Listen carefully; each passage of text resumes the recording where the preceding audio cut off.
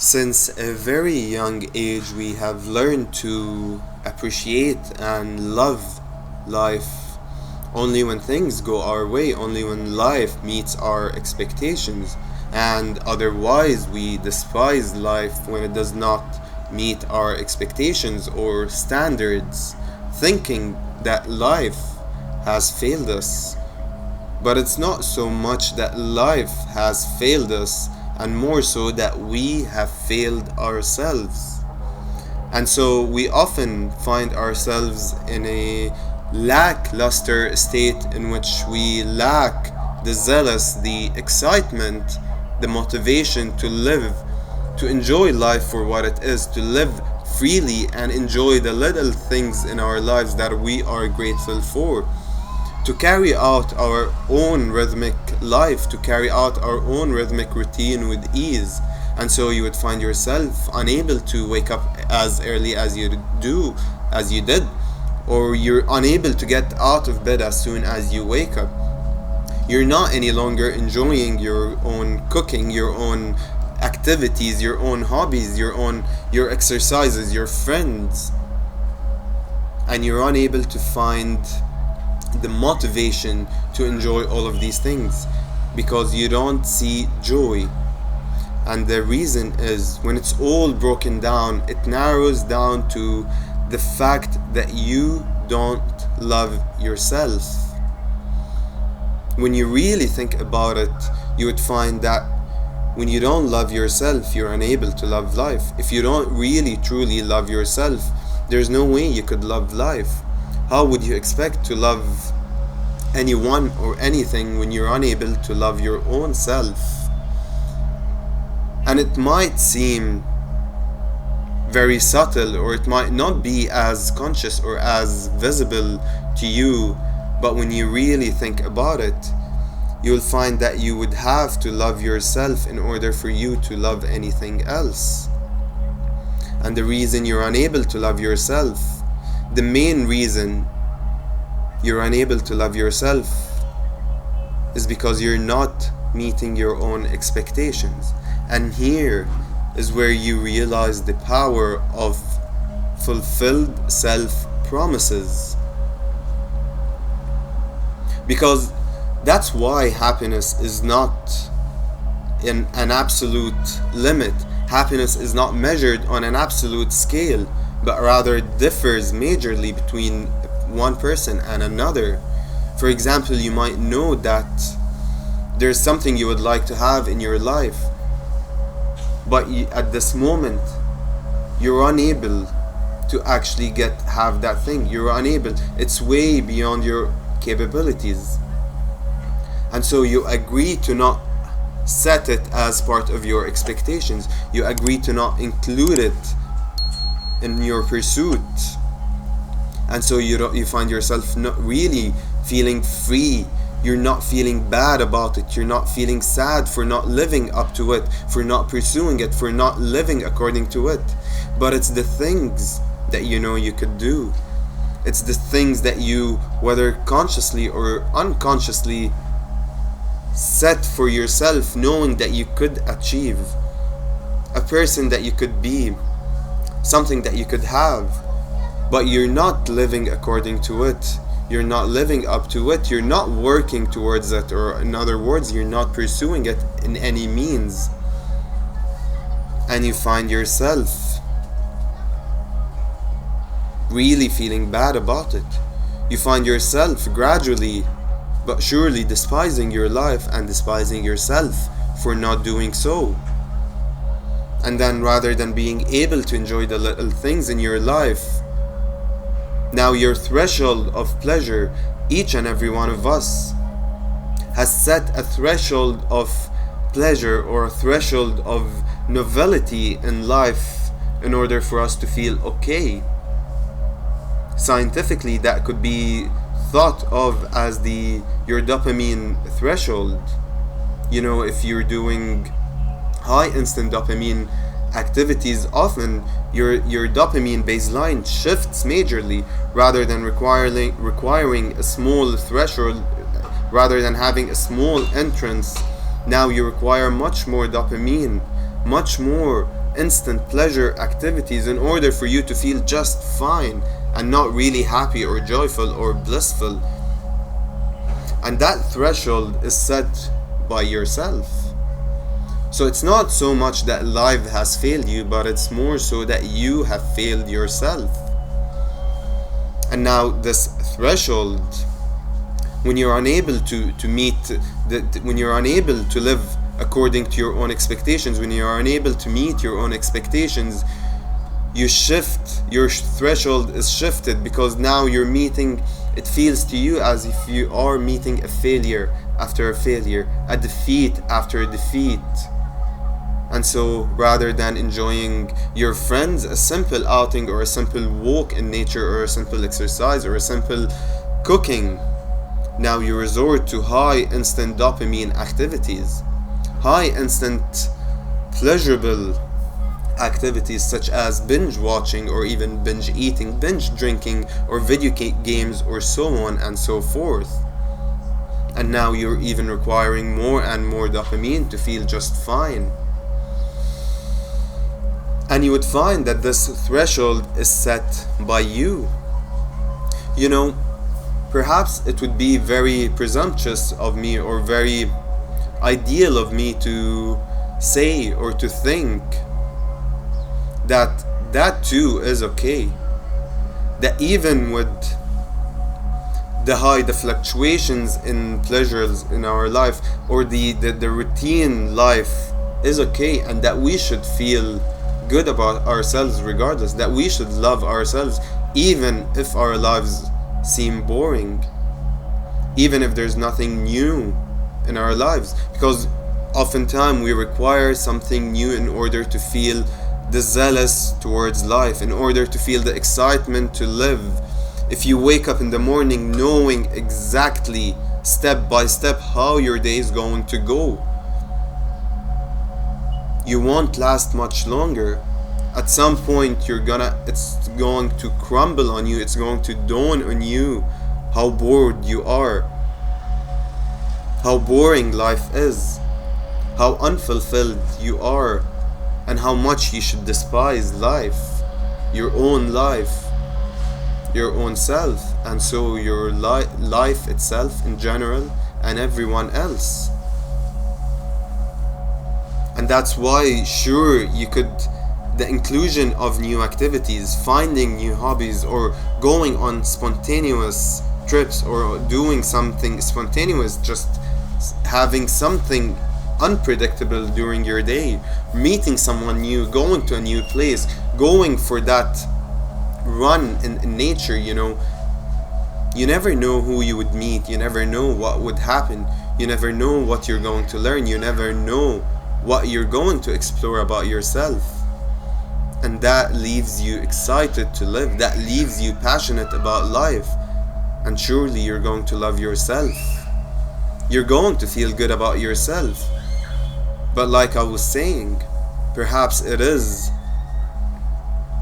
a bit ideal of me to say that although that might not be present in your life, you should still feel very, very good about life. You should still feel blissful towards life. You should still love yourself as much, because you are the giver of life. You choose whether to give life to any experience or not, regardless of circumstances, regardless of outcomes, regardless of the situation you find yourself in. You have the entire energy of creation flowing within you. And if you choose to use that in love, if you choose to use that to give life to even the most boring of things, you could do that, and it would still feel as good. And perhaps in scientific terms, that's when your dopamine baseline is at its lowest, because sure, hormones do affect us. We are, to a certain extent, a byproduct of our hormonal cycles, of our glands, in other words.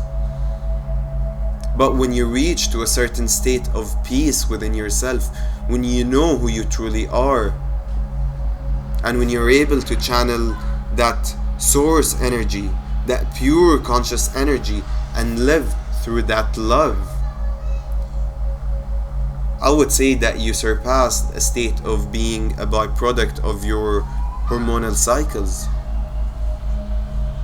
You're now able to channel your true self.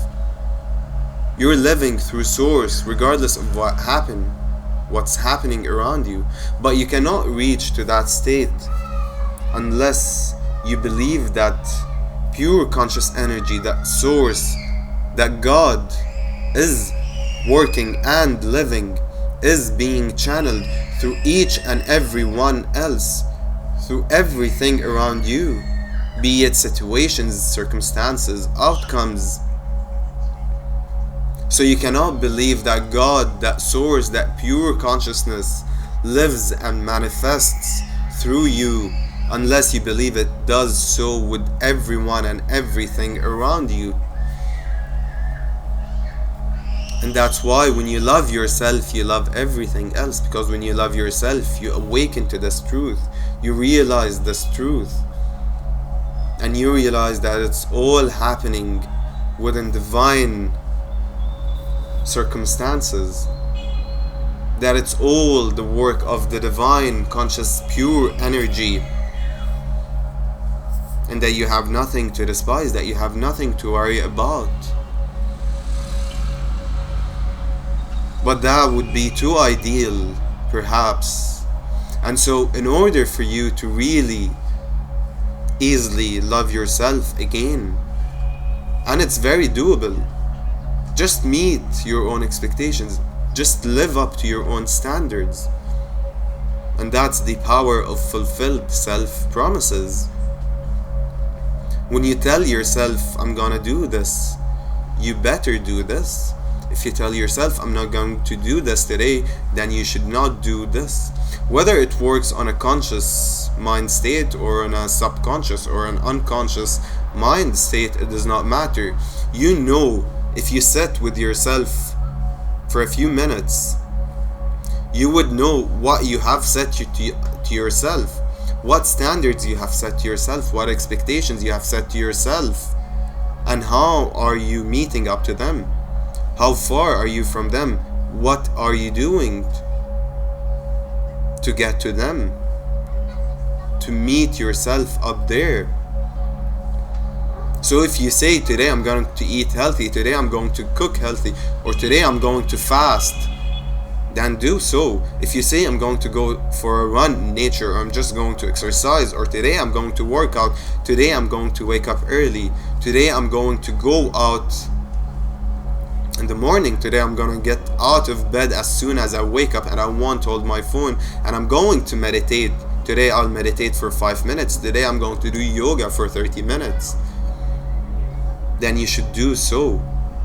And those are the little things, but it works on all different scales.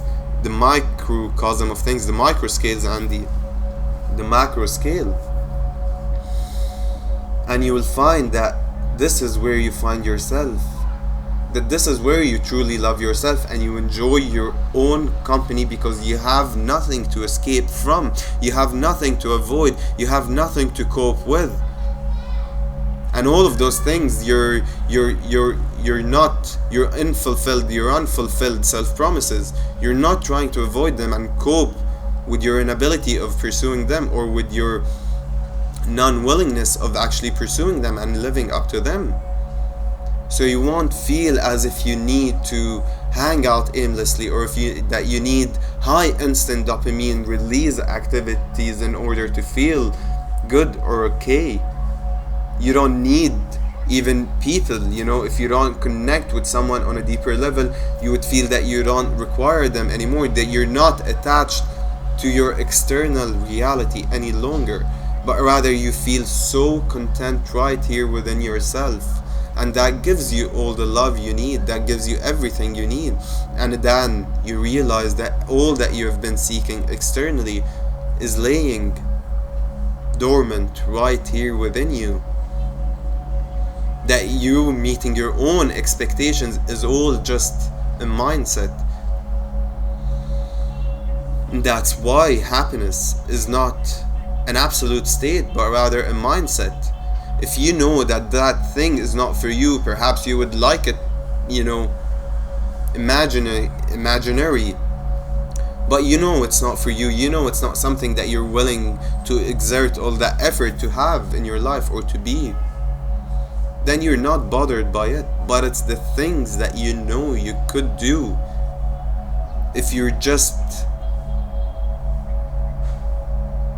choosing to, if you're just applying life, I don't want to say in a disciplined manner, but rather in a more authentic manner.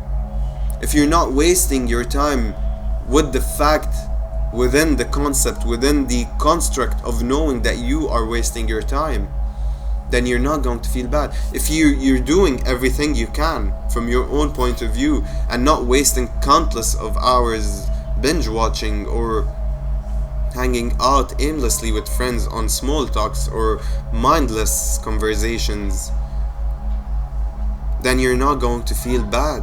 Then you're going to be full in absolute love with yourself and therefore with your life, with life in general.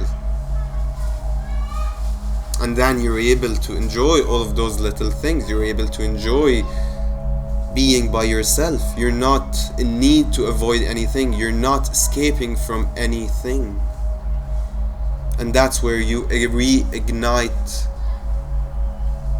that evanescence from within you. That flame, that faded flame, that faded spark from within. Once you reignite that spark, now you have your zealous back. Now you have your love back. Now you're giving life to each and everything you meet, to each and everything you do, to everything you carry out during your day. You're giving it the life. You're making it beautiful. You're making it pleasurable. You're making it enjoyable. And you're not a byproduct of your hormonal cycles. You're not a byproduct of your hormones. Because now you awaken to who you truly are. And you know it. We all know it. And that's why if you are not able to find that love for yourself or for life, that's the reason. And you know that that's the reason. You just choose, we often just choose to neglect it, to think of it as a very minor thing. But it's so subtle. The effect it has on us is so subtle. And then is where you realize, there is where you realize the power of fulfilled self-promises and living up to your own expectations. Thank you so much for tuning in to another video by AF's Conscious Frequency. All of you lovely infinite beings, I wish you all the love in your life. Don't forget to like this video and subscribe to my channel, because it helps this video find its way to many more others who might actually need it.